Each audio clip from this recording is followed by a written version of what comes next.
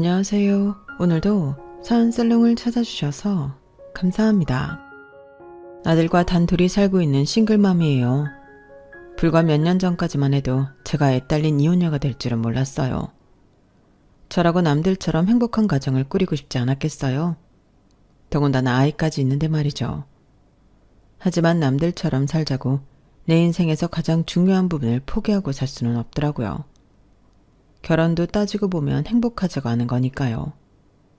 결혼 생활이 이런 거라는 걸 진작에 알았다면 탈모가 생길 정도로 신경 써가며 그 힘든 결혼을 하지 않았을 거예요.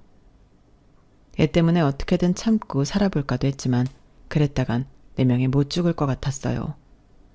그래도 한때는 서로한테 반해서 부모님들 반대도 무릅쓰고 결혼까지 했던 사이였는데 결국엔 결혼하고 1년 반 만에 오만정이 다 떨어져선 뒤도 안 돌아보고 헤어지고 말았습니다.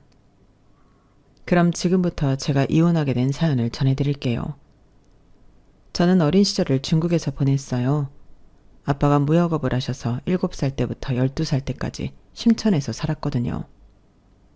심천은 홍콩과 가까워서 주변에 홍콩으로 출퇴근을 하는 사람들도 많이 있었어요. 게다가 당시만 해도 해외 유명 회사들 공장이 심천에 많이 있어서 중국 전 지역에서 일자리를 구하러 오는 사람들이 많았어요. 미국에 아메리칸 드림이 있듯이 중국엔 심천 드림이 있다는 말이 있을 정도였죠. 하지만 화무 11홍이라고 영원할 것 같던 심천의 부흥은 세계적으로 발생한 전염병과 그 밖에도 중국 정부의 정책 탓에 해외 기업들이 하나둘 심천을 떠났고 심천 드림을 안고 심천으로 향했던 전국의 노동자들은 하루아침에 실업자가 되고 말았어요. 문제는 그 다음이었어요. 극심한 빈부차에 상대적 박탈감을 느끼던 실업 노동자들이 폭도로 변해버린 거예요. 하루는 온 가족이 외식을 하러 나간 참이었는데 아빠가 운전하던 우리 차가 신호 때문에 잠시 도로에 멈춰선 순간 벌어진 거예요.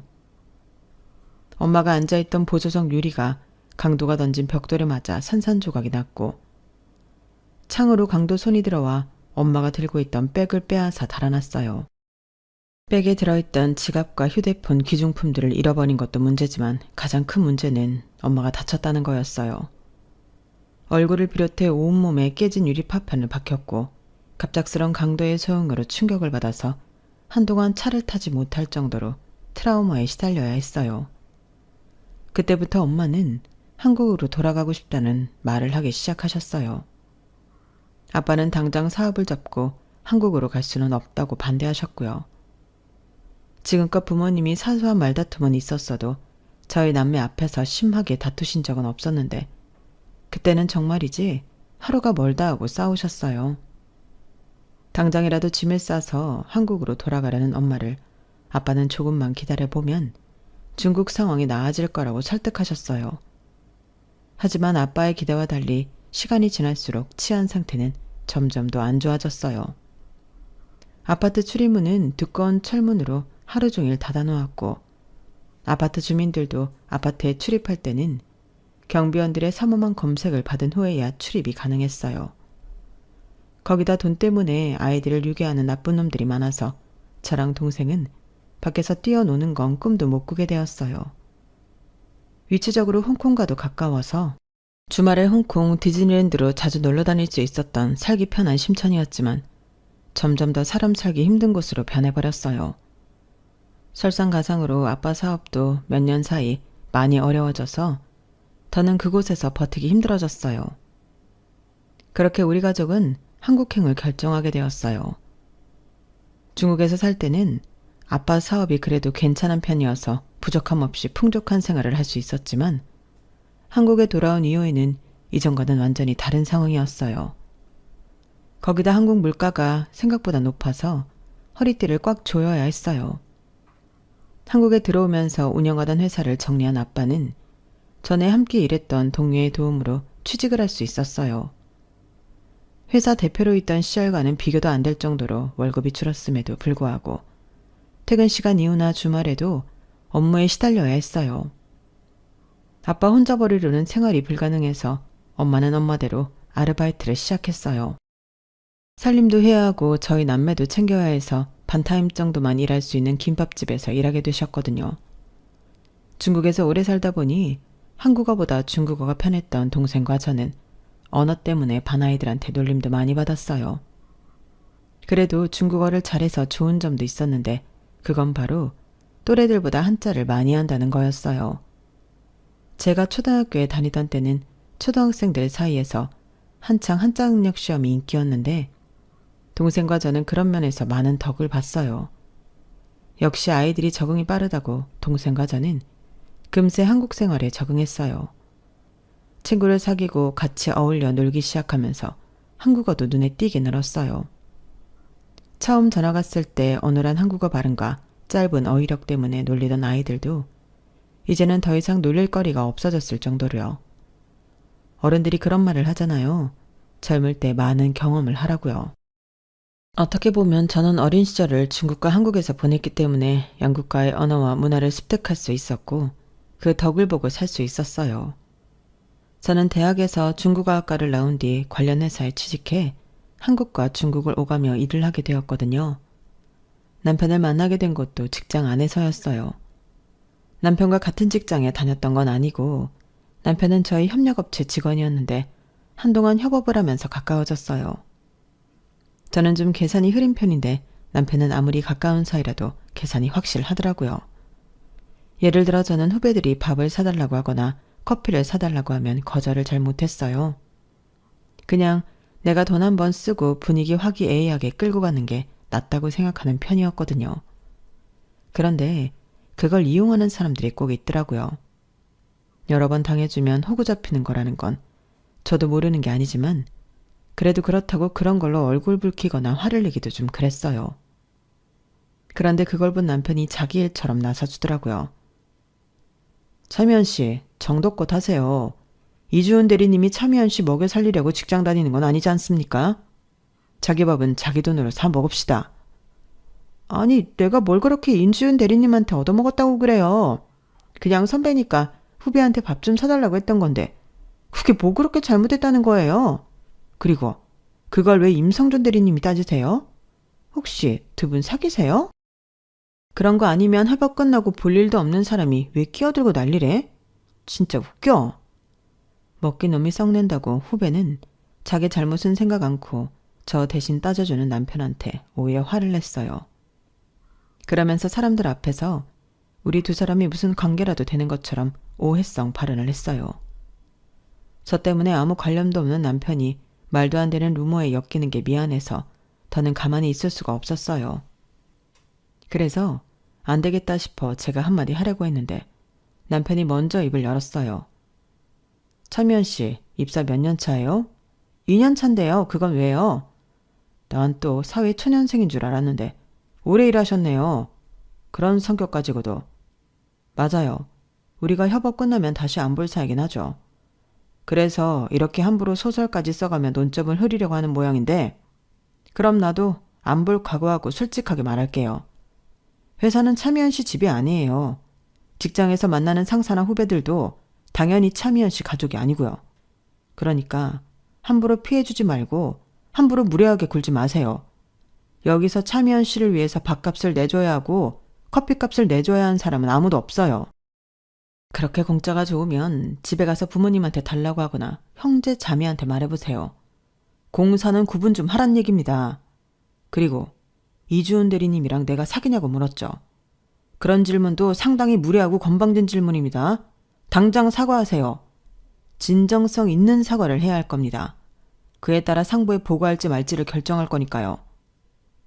딱 부러지는 남편의 대응에 후배 직원은 더 이상 아무 말도 못하고 사과를 했어요. 상부에 보고하겠다는 말에 겁을 먹었는지 비굴할 정도로 굽실거리며 머리를 조아리더군요.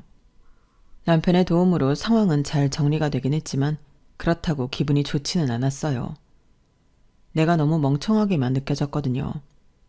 내 부하 직원이 잘못한 건데 내가 아닌 타회사 상사가 나 대신 교육을 했다는 게 온전히 내 무능함으로 느껴졌거든요. 사실 어느 정도는 그렇기도 하고요. 그래서 저도 모르게 하루 종일 표정이 굳어 있었던가 봐요. 그랬더니 퇴근을 앞두고 남편이 톡을 보냈더라고요. 시간 괜찮으면 끝나고 맥주 한잔 하자고요. 솔직한 마음으로 술이 넘어가지 않을 것 같았지만 그렇다고 거절했다가는 괜히 속이 좁은 사람처럼 보일 것 같아서 그러자고 했어요.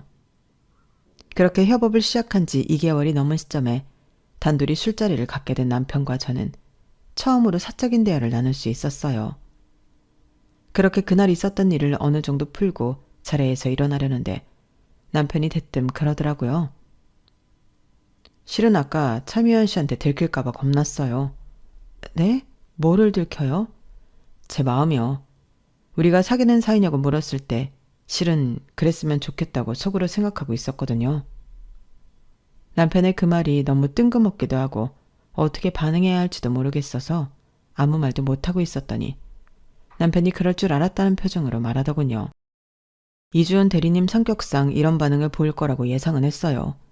지금 속으로 이 남자가 나 가지고 장난하나? 내가 그렇게 만만해 보이나? 이런 생각하고 있죠. 전곡을 찌르는 남편의 말에 역시나 저는 아무 대답도 못했어요. 아까 내가 월권행위를 했다는 거 잘 알고 있어요. 그 점에 대해 이주연 대리님한테 미안하게 생각해요. 그런데 저 원래 남의 일에 끼어들고 그러는 성격 아니에요. 몇 달 동안 저를 봐서 알겠지만 내가 타인을 위해 희생하거나 타인을 위해 총대를 매는 성격이 아닌 건 아시죠? 그런 제가 왜 이번 일에는 내 일처럼 나섰을까요? 남자가 남의 일을 내 일처럼 받아들이고 총알바지로 나서는 건 딱 한 가지 이유예요. 그 사람이 좋으니까. 그거 외엔 없어요. 주은 씨, 내가 싫은 게 아니라면 지금부터라도 잘 좀 봐줬으면 좋겠어요. 내가 인간미는 좀 떨어져도 내 사람한테는 우리라는 사람이거든요. 혹시 회사 사람들 눈치 보여서 망설여진다면 그럴 거 없어요. 우리가 직장 동료도 아니고 협업 끝나면 우리가 사귀든 결혼을 하든 회사 눈치 볼 일 없잖아요. 그러니까 나 좀 진지하게 봐주세요. 언제 어디서든 말로 상대방을 후드려 팰 수 있는 남자가 그 순간만큼은 제게 잘 보이려고 애교 섞인 말을 쏟아내는 걸 보고 기분이 묘해졌어요. 나와는 정반대 성격이라서 가끔은 부럽기도 하고 때로는 불편하기도 했던 사람이 그날은 왠지 귀엽게만 느껴졌거든요. 그리고 이상하게 그날 이후부터 자꾸 남편한테 눈길이 가고 별거 아닌 남편의 행동들이 제 마음속에 담기기 시작했어요. 그러다 협업이 끝나고 각자의 회사로 돌아간 이후 우리는 정식으로 사귀기 시작했어요. 아무래도 한 공간에 있을 때 교제를 시작하면 어디서고 티가 나도 날 것 같아서 미뤄왔거든요. 제가 좀 소극적이고 예민한 편이라서 남편한테 그렇게 하자고 한 거예요. 남편도 그런 제 뜻을 따라주었고요. 연애를 시작하고는 예상대로 남편이 주도권을 쥐고 만남을 이어갔어요. 저보다 경제관념도 확실하고 매사에 똑부러진 사람이라서 자연스레 그렇게 됐거든요. 같이 있다 보면 자신도 모르는 사이 상대방을 닮아간다고 남편과 연애를 하면서부터 저도 성격이 조금씩 변해갔던가 봐요. 직장 동료들한테서 성격이 변했다는 말을 종종 듣게 됐거든요. 전에는 다수를 위해 내가 참고 희생하는 부분이 많았다면 남편과 사귀게 된 이후로는 그런 희생이 많이 줄어들었어요. 거기다 약간 흐리던 계산이 전보다는 많이 약아졌고요. 덕분에 전처럼 남한테 억울한 일을 당하는 일은 많이 사라졌어요. 따지고 보면 이게 다 남편 덕분인 셈이었죠. 하지만 남편과 연애가 좋은 점만 있었던 건 아니에요. 솔직히 데이트를 할 때마다 이렇게까지 해야 하나 싶을 정도로 불편한 점이 많았거든요. 처음 사귀기로 했던 시점에 동의했던 부분이라서 따르긴 했지만 좀처럼 익숙해지지 않을 것들이었어요. 그건 바로 데이트 비용이었어요. 주은 씨, 우리 데이트 비용 말야. 만날 때마다 각출할까? 아니면 데이트 비용 통장을 만들까? 난 데이트 비용 통장이 편할 것 같은데 어떻게 생각해? 제가 그동안 연애를 안 해본 건 아니지만 한 번도 데이트 비용 통장을 따로 만들어서 써본 적이 없어서 그런 개념 자체가 좀 낯설었어요. 그래도 남편이 워낙 확실한 걸 좋아하는 사람이니까 하는 게 낫겠다 싶었어요. 그때까지만 해도 만나서 밥 먹고 차 마시고 하는 돈을 한 번에 데이트 비용 카드로 계산하나 보다 생각했는데 이게 웬걸? 그 정도가 아니더라고요. 주은 씨가 마신 음료가 6,400원이지? 나는 아아 마셨으니까 4,200원. 그럼 주은 씨가 2,200원 더 썼네? 참, 데이트 비용 내역서는 각각 정리하는 걸로 할까? 혹시라도 나중에 서로 기억이 달라서 문제될지도 모르니까 말이야. 그럼 오늘 쓴 돈 주은 씨도 정리해도? 이렇게까지 꼼꼼하게 정리해서 더 쓰고 덜 쓴 걸 따지는 줄은 몰랐어요. 매달 통장 내역 정리를 할 때 덜 쓴 사람한테 덜 쓴 만큼 차액을 현금으로 돌려주는 것까지 끝나야 그달 데이트 비용 정산은 끝이 나곤 했어요. 매달 이런 방식으로 돈 관리를 하다 보니 뭐랄까 만나서 뭘 하는 게 귀찮다는 생각이 들 때도 있었어요. 그냥 마음 편히 데이트에 집중하고 싶다는 생각이 들 정도로 말이죠. 이런 불편함에도 불구하고 나머지 부분은 딱히 불만이 없었어요. 남편은 생산적인 일을 좋아하는 사람이라서 함께 있으면 저도 덩달아 발전하는 기분이 들었거든요. 매사에 성실하고 약속 시간도 칼같이 지키는 사람이라서 그런 점도 마음에 들었고요. 딱 하나 금전관리 부분이 좀 거슬리긴 하는데 뭐 어쩌겠어요. 세상에 완벽한 사람은 없는걸요. 일찍 결혼한 친구들 얘기를 들어봐도 차라리 금전적으로 확실한 남자가 낫다는 말을 많이 하더라고요. 예, 내 남편은 지랑 나랑 똑같이 버는데도 매번 자기 집에 돈을 더 써야 하는 것처럼 말한다. 우리 집은 제사도 안 지내는데 매번 시댁에서 제사 지낼 때마다 제사 비용 보내드리라고 그러질 않나. 내 조카들 입학 졸업식 땐 입 싹 닦다가 자기 조카 졸업할 때는 선물로 노트북을 사주자고 그러더라니까. 그러면서도 너무 당당해. 너무 어이없지 않니? 그런 남자들에 비하면 네 남자친구는 개념 있는 사람인 거야. 물론 연애할 때는 좀 야박하게 느껴질 수도 있겠지만 결혼해서 내 남자가 됐을 땐 훨씬 그게 낫다니까. 친구 얘기를 들어보니 맞는 말인 것 같았어요.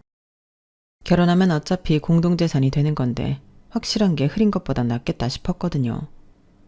그래서 금전적인 문제는 오히려 가볍게 취급하고 넘어가게 되었어요. 나중에 이 문제가 어떤 결과를 불러올지 그땐 까맣게 몰랐거든요. 둘 사이에 결혼 얘기가 나오고 얼마 뒤 양가 부모님께 말씀드렸어요. 둘 다 결혼 정년기이기도 했고 안정된 직장도 있었기 때문에 처음엔 반대 없이 진행이 잘 되는가 보다 생각했죠. 그런데 남편이 저희 집에 인사를 드리고 간 이후 저희 아빠가 제 결혼을 탐탁치 않게 생각하시더라고요. 이유는 남편 성격 때문이었어요. 사내 녀석이 소갈딱지가 완전 쫌팽이야. 너 저런 놈이랑 결혼하면 평생 짜잘한 잔푼돈 때문에 실랑이 하며 살아야 돼. 남자는 남자가 잘한다고 저런 놈은 안 돼. 그러니까 아빠 말 들어. 아빠, 어떻게 사람을 한 번 보고 판단을 해? 그리고 돈 문제에 예민한 건 시간이 지나면 차차 나아질 수 있는 거잖아. 그게 뭐 그렇게 중요하다고 그래? 이 녀석아, 사람 성격은 고칠 수 있는 게 아니야. 지금이야 눈에 콩깍지가 씌어서 못 느끼는 거지. 한번 살아봐라. 뭐가 제일 거슬리고 널 힘들게 할지. 그러니 아빠 말 좀 들어. 평소엔 제 말이라면 다 들어주시는 아빠였지만 그때는 이상하게 느껴질 정도로 고집을 부리시며 결혼을 반대하셨어요.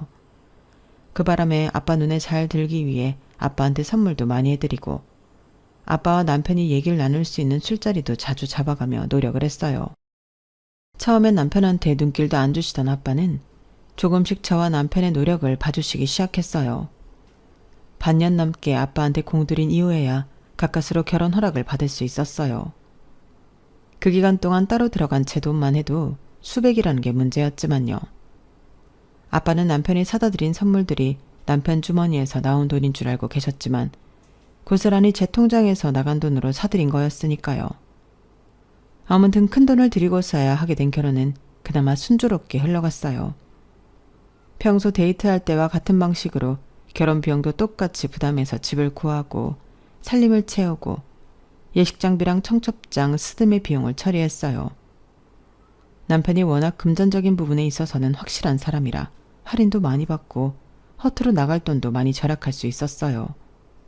거기까진 좋았는데 신혼여행지에 도착하자마자 생각지도 못한 결혼 비용 문제로 얼굴을 붉히게 됐지 뭐예요. 자기야, 이 내역서는 뭐야? 아, 그거 자기가 추가로 내야 할 금액이야. 자기도 알다시피 자기 웨딩드레스 비용이 내 턱시도 렌트 비용보다 훨씬 비쌌잖아. 거기다 헤어 메이크업 비용도 그렇고. 그래서 추가분 정리해둔 거니까 내 통장으로 입금해줘. 평소에 남편이 조금도 손해보지 않으려고 엄격하게 n분의 1을 고수하는 건 알고 있었지만 그게 결혼 준비에도 포함되리라고는 상상도 해본 적 없던 터라 놀라지 않을 수가 없었어요. 그런데 자기야, 그건 내가 원해서 그 금액으로 한 게 아니잖아. 결혼식 예복 비용이 애초에 남자보다는 여자 드레스가 비싸게 책정된 걸 나보고 어쩌라고. 헤어나 메이크업도 마찬가지고 말이야. 억울한 마음에 남편한테 사정해보았지만 결과는 달라지지 않았어요. 그 일로 저는 빈정상에서 신혼여행 내내 남편과 냉랭하게 지냈어요.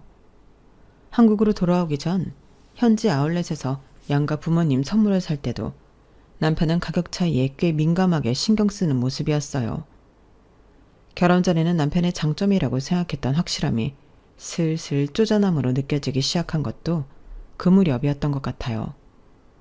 결혼하면 공동재산이니 데이트를 할 때처럼 10원짜리 하나까지 나눠 지불할 정도로 야박하게 살지 않아도 될 줄 알았어요.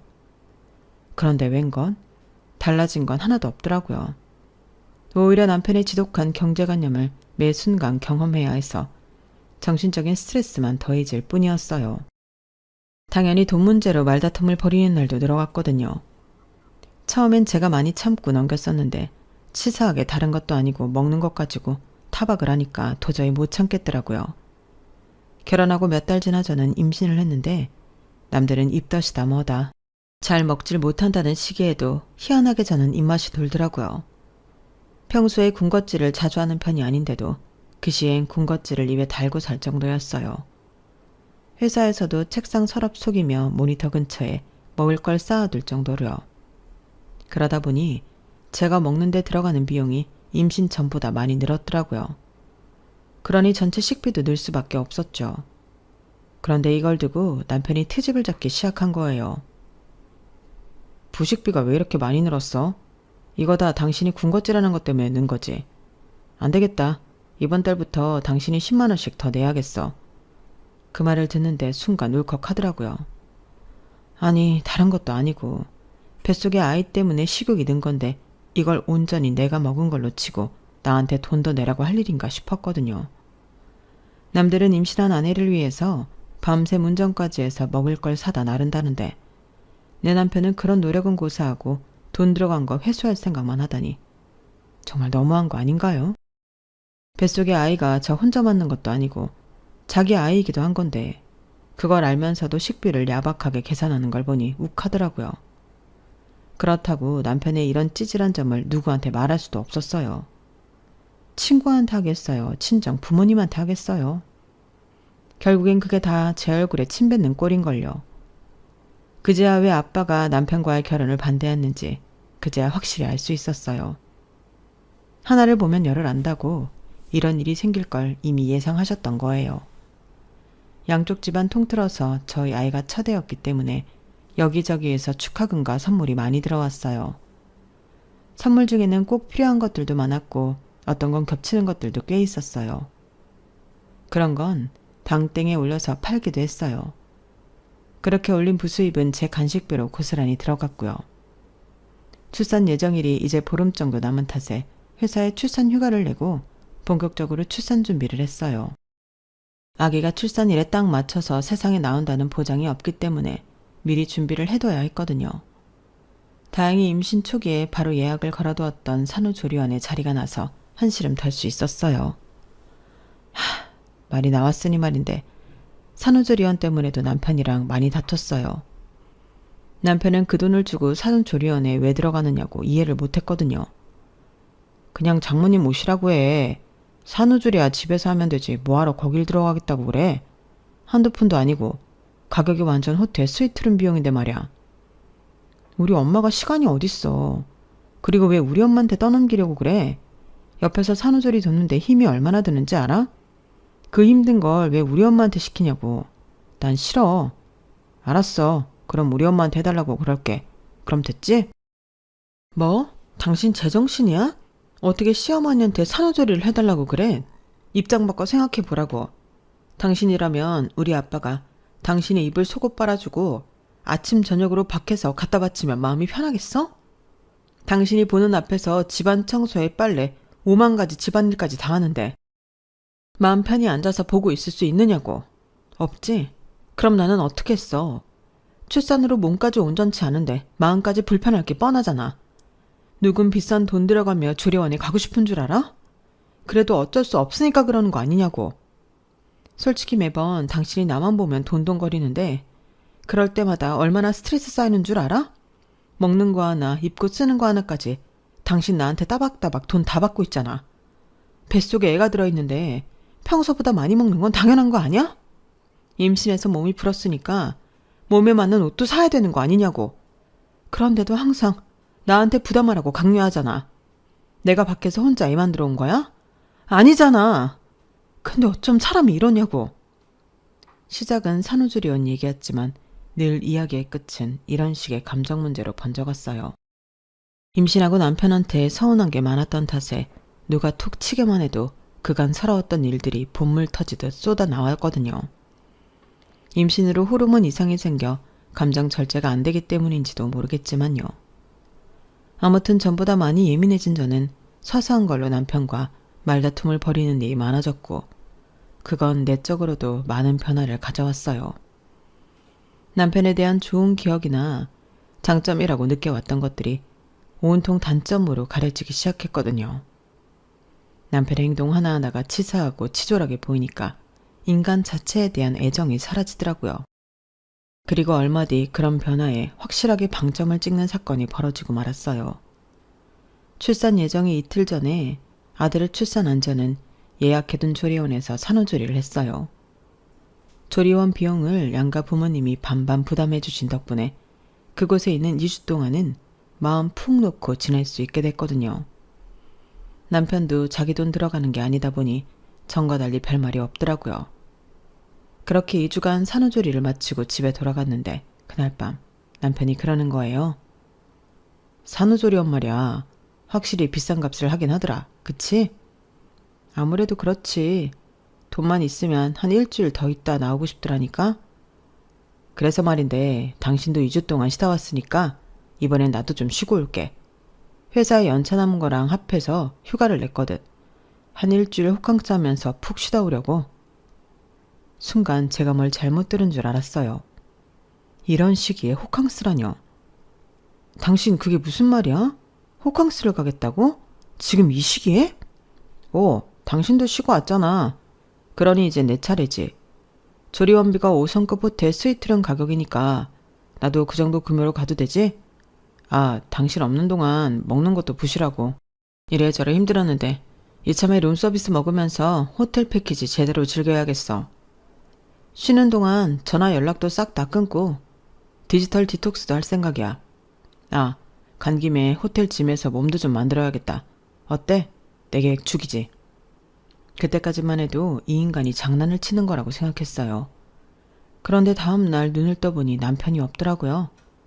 토요일이라서 출근을 한 것도 아닐 텐데 말이에요.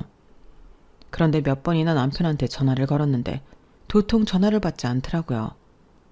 아직 몸도 온전치 않은 상황에 아기 젖도 물려야 하고 저도 밥을 챙겨 먹어야 해서 남편의 부재에만 매달려 있을 수만은 없어서 일단 몸을 움직였어요. 그런데 그때 제 휴대폰으로 카드 사용 알림 문자가 온 거예요. 제 명의의 카드로 땡땡 호텔에서 1,000만 원이 넘는 금액이 결제됐더라고요.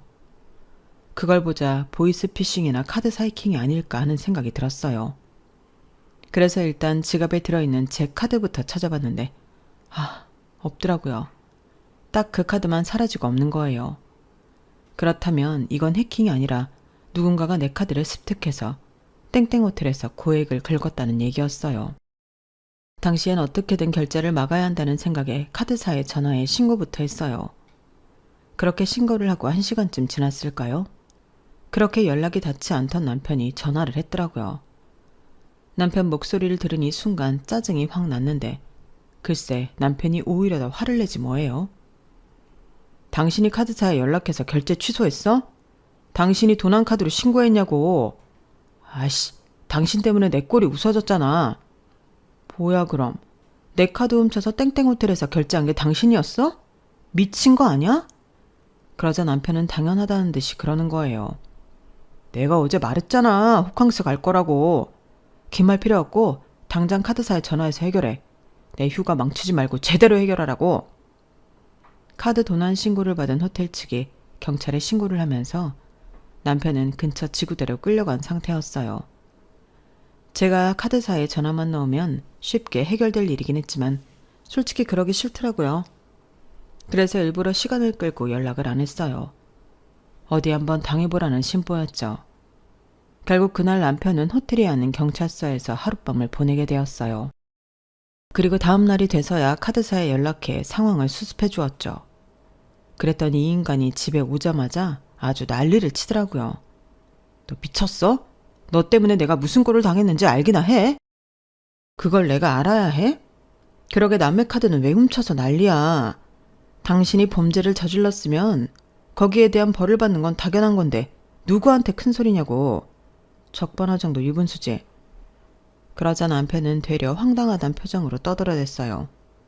야, 솔직히 너도 2주 동안 쉬다 왔잖아. 넌 시설 좋은 조리원에서 즐길 거 다 즐겨놓고 나는 그러면 안 된다는 거 자체가 차별 아니냐? 애 낳는 게 뭐 그리 힘든 거라고 오지게 생색이나 내고. 솔직히 요즘엔 의술도 좋아서 무통주사 맞으면 고통 없이 애 낳을 수 있잖아. 그런데 뭘 그렇게 애 낳는 게 힘들다고 말끝마다 생색이냐? 나도 그 힘든 군생활하면서 청춘 바쳤지만 그렇다고 너처럼 생색내거나 주변에서 대접받은 적도 없어. 그러니까 이번엔 네가 즐긴 만큼 나도 호캉스 즐기겠다는 건데 그게 뭐가 나빠? 정말이지 말도 안 되는 궤변을 늘어놓는 남편을 보니 한숨만 나더라고요. 그래, 100번 양보해서 호캉스 가는 거 터치 안 할게. 그런데 왜 당신 호캉스 가는데 내 카드로 결제를 해? 당신 좋자고 쓰는 거면 당신 돈으로 하는 게 맞잖아. 나한테 늘어난 부식비 하나까지 다 받아내면서 왜 당신은 내 돈을 멋대로 쓰느냐고. 야, 너는 양가 부모님한테 돈 받았잖아. 원래 네 돈으로 써야 할 조립이 부모님들한테 다 받고 마음 편히 2주 동안 쉬다 왔으면 양심적으로 내 호텔비는 네가 내줘야 하는 거 아니냐?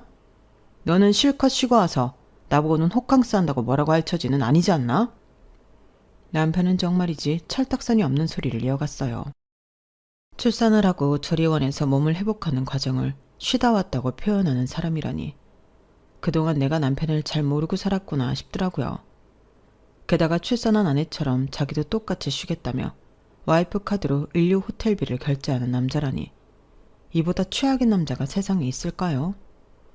결국 이런 남자랑은 더 길게 얘기할 필요가 없을 것 같아서 양가 부모님을 불렀어요.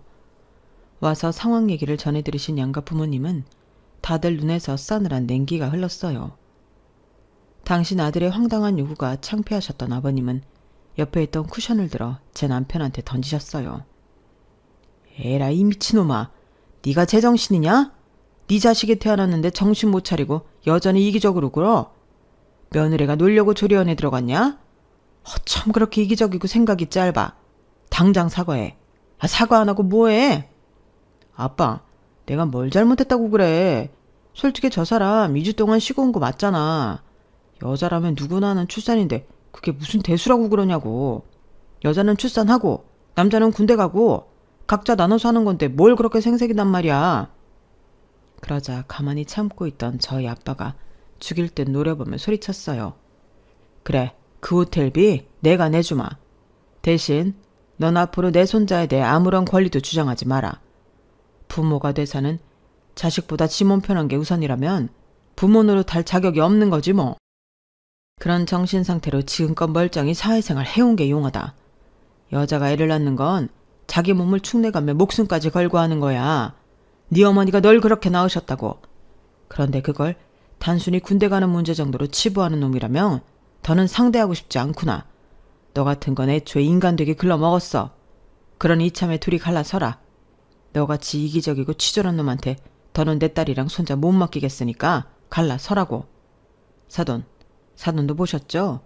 대개 아드님 사고방식이 이렇습니다. 돈에 미쳐서 지 아내도 자식도 없는 놈이라고요. 그동안 내가 말 않고 참고 있었는데 저놈이 어떤 놈인지 아십니까? 지 와이프가 임신해서 식비 10만 원 돈 더 나왔다고 장인장모 찾아와 매달 더 나온 차액만큼 돈 받아간 놈입니다. 지 자식을 가진 아내한테 꼴랑 10만 원 쓰는 것도 아까워서 벌벌 떠는 놈이라고요. 사돈께선 상견례 자리에서 이런 아드님을 두고 경제관념이 투철한 거라고 하셨지만 내가 보기엔 말입니다. 이건 그냥 쪼잔하고 찌질한 새끼인 겁니다. 지 자식을 벤 아내 입에 들어가는 것도 아까워서 이럴 정도면요. 저놈 보르긴 해도 돈 아까워 부모 장례도 제대로 안 치를 놈일 겁니다. 나중에서 땅치고 후회 마시고 이참에 자식 교육 제대로 시키세요.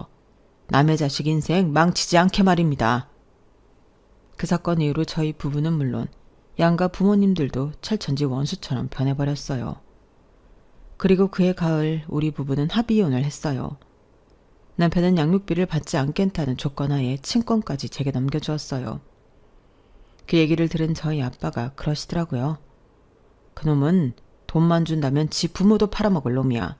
일제 때 태어났으면 아주 이완용이 뺨치게 나라 팔아먹었을 놈이라고. 에라이 쓰레기 같은 놈. 솔직히 저도 친권까지 포기하는 남편한테 정말 많이 실망했어요. 그깟 양육비 아끼자고 자기 자식과 영까지 끊은 셈이니까요. 우리 아들이 나중에 이 사실을 알면 얼마나 슬플까 생각하니 더더욱 남편을 용서하기 힘들었어요. 그래서 이렇게 사연까지 보내게 된 거고요. 이혼을 하고 몇 년이 지난 지금은 많은 게 안정적으로 자리를 잡아서 아들과 단둘이 지내는 매 순간이 행복하기만 합니다. 물론 아침에 아이를 떼어놓고 출근을 하는 건 여전히 힘들지만 그래도 퇴근 후 아들의 웃는 얼굴을 보면 하루 종일 쌓였던 피로가 확 풀리는 기분이 들곤 해요. 돈으로는 바꿀 수 없는 세상에서 가장 귀한 미소거든요. 동계산에만 능한 남편 같은 인간은 죽을 때까지 경험할 수 없는 감정이겠지만요. 앞으로 싱글맘으로 살아가려면 힘든 고비들이 한두 번이 아니겠지만 그래도 힘을 내볼 생각입니다. 저한테는 내 인생에서 가장 귀한 보물인 아들이 있으니까요. 그걸 제대로 지키기 위해서라도 노력해야 하니까요. 지금까지 제 사연을 들어주셔서 감사합니다. 다들 건강하시고 행복하세요.